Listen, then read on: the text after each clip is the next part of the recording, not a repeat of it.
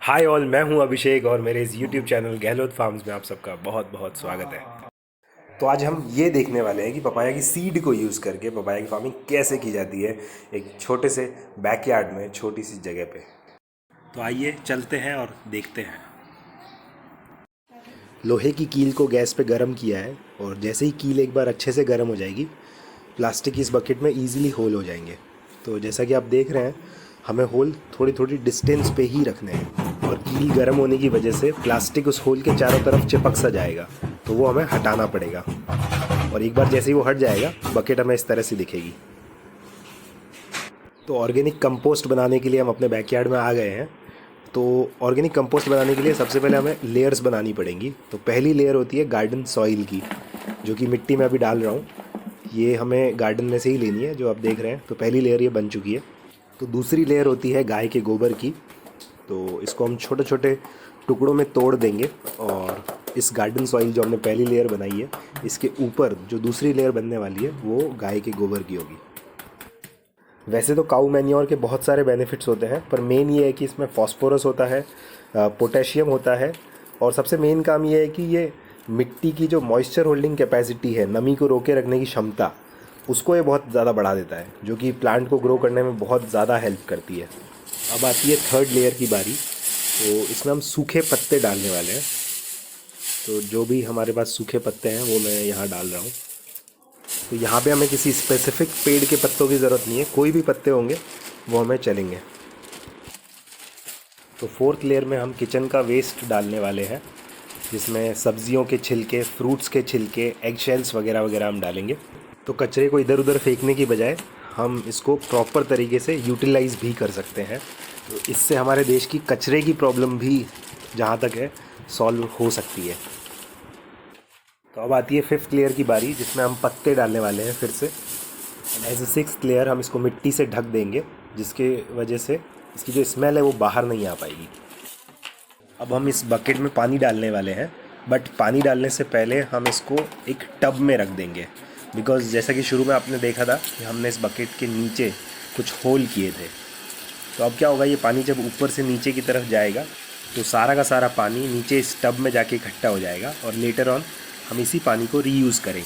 तो अभी हमें क्या करना है, हमें डेली इसमें थोड़ा थोड़ा पानी देना है और हर एक हफ्ते के डिफरेंस पे हमें इसको पूरा का पूरा मिक्स करना है। तो ये प्रोसेस हमें फॉलो करना पड़ेगा 60 से 70 दिन तक, और उसके बाद हमारा ऑर्गेनिक फर्टिलाइज़र बन के तैयार हो जाएगा। और फिर इसी ऑर्गेनिक कंपोस्ट को हम पपाया ट्री के लिए इस्तेमाल करेंगे। तो सीड्स को प्लांट करने के लिए हमें एक बेड तैयार करना पड़ेगा। उसके लिए मैंने थोड़ा सा पानी छिड़का है, बिकॉज़ मिट्टी बहुत ही कड़क सी थी। और आगे चलने से पहले मैं आपको पपाया के सीड्स दिखा देता हूँ। तो ये मैंने जो मार्केट से पपाया ख़रीदा था, उसी में से ये सीड्स को निकाला और पानी से धो के ऐसा आउटपुट आपको मिल जाएगा। तो इन सीड्स को हमें 1/2 इंच ज़मीन में डालना होता है। तो उसके लिए हमें थोड़ा सा इसको डिग करना पड़ेगा, थोड़ा सा खोदना पड़ेगा। तो अभी मैं यही देख रहा हूँ कि कितना हार्ड है वो, तो इसके हिसाब से हम इसको आगे खोदेंगे। तो इस बड़े इक्विपमेंट का यूज़ करके हम इसको अच्छे से खोद देंगे। तो डिपेंड करता है कि हमारे पास में जगह बड़ी है या छोटी है। तो अगर छोटी जगह होती तो हम छोटे छोटे इक्विपमेंट से भी खोद सकते थे, बट अगर मेरे पास में थोड़ा सा बड़ा बेड है तो मुझे इसी बड़े वाले से ही खोदना पड़ेगा इसको।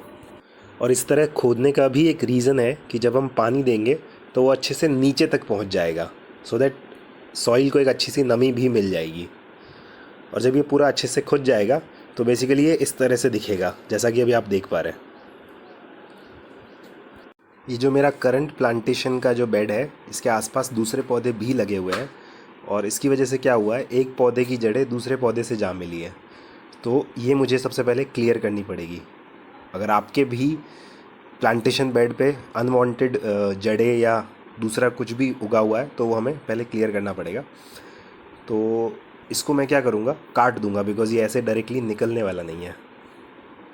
इसको ऐसे ही छोड़ना हार्मफुल है, बिकॉज़ ये पपाया ट्री को उगने से रोकेगा। तो इसको मैं क्या कर रहा हूँ, इसको मैं काट देता हूँ। ये पास में बादाम का पेड़ है, तो ये पहले किसी ने काट दिया है, तो इसको मैं फिर से उगा रहा हूँ, बिकॉज़ ये मेरे पापा ने उगाया था किसी टाइम पे। तो फाइनली सीड डालने का टाइम आ गया है।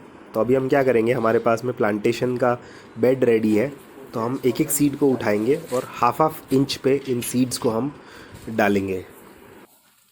तो अभी के लिए इन सीड्स को मैं इस प्लांटेशन बेड पे अच्छे से बिखेर रहा हूँ, थोड़ी थोड़ी डिस्टेंस पे। तो जब ये ग्रो होगा, ये प्लांट्स पूरे बेड पे ग्रो होने वाले हैं, और जो जो प्लांट्स हमें नहीं चाहिएंगे हम उनको निकाल लेंगे। बिकॉज़ पपाया ट्री की फार्मिंग में हमें ट्रीज़ के बीच में थोड़ा सा डिस्टेंस रखना पड़ता है। अब सीड्स लगाने के बाद हमें इस पे अच्छे से पानी देना है, और जैसा कि आपने देखा था मैंने सीड्स को बिखेरा था, तो अभी मैं क्या करूँगा, कुल्हाड़ी की हेल्प से पूरे सरफेस को समतल कर दूँगा, सो दैट वो हाफ इंच नीचे अब चले जाएंगे। अभी के लिए ये सिर्फ गार्डन सॉइल है, बट स्टार्टिंग में जो हमने ऑर्गेनिक कंपोस्ट बनाया है उसको बनने में अभी 2 महीने लगेंगे।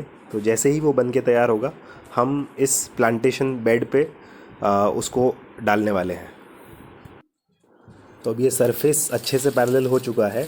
अब हम इस पे एक बार और पानी का अच्छे से छिड़काव कर देंगे।